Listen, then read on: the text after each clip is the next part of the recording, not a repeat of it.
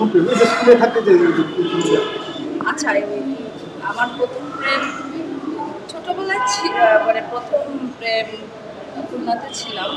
আমার বাসার অপোজিটে একটা ছেলে ছিল। আমি 6-এ পড়তাম, খুব সম্ভবত সে 8-এ পড়তাম। তো ওকে প্রথম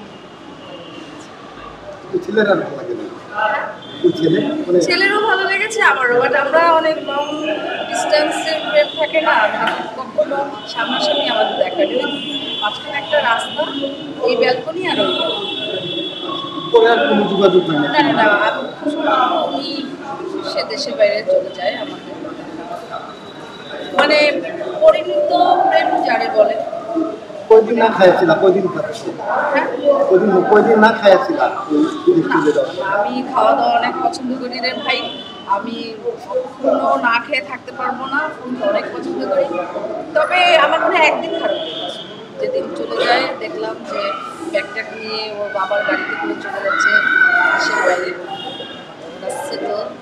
তো ওই দিন একটু ব্যালকনিতে দাঁড়িয়ে পর্দায় প্রথম প্রেমটা হয়ে গেছে তোমার মান্না ভাই ওই প্রেমটা কেমন ছিল?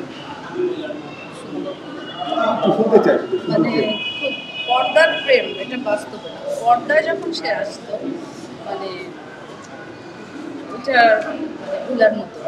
মান্না ভাই শুনতে প্রেমটা শুনতে চাই মানামের সাথে মান্না ভাই শুনতে প্রেম মানামের সাথে পর্দায় তো অনেক সুন্দর একটা প্রেম হয়েছে, যদিও সে অনেক সিনিয়র ছিল, ইঞ্জিনিয়ার ছিল, বাট সে খুব সুন্দরভাবে ফুটিয়ে তুলেছে আমাদের প্রেমের যে অভিনয়টা।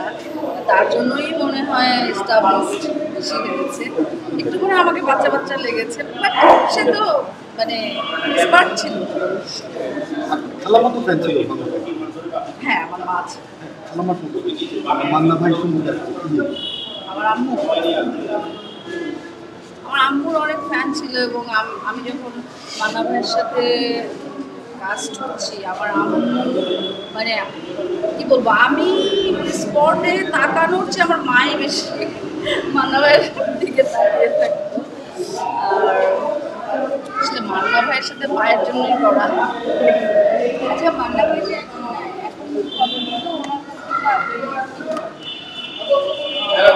অবশ্যই একটা বিশাল শূন্যতা আমাদের ইন্ডাস্ট্রিতে আছে।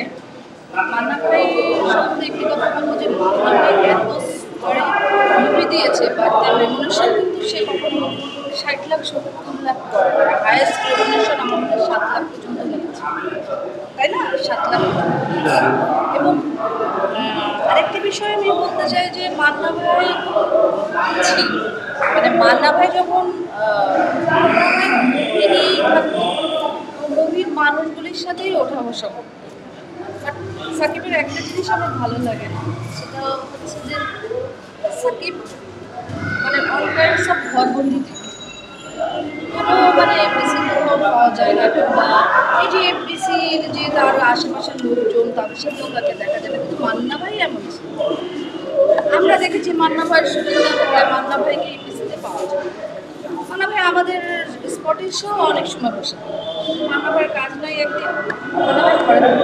এই যে কমিউনিকেশনটা মান্না ভাইয়ের যেটা দেখেছি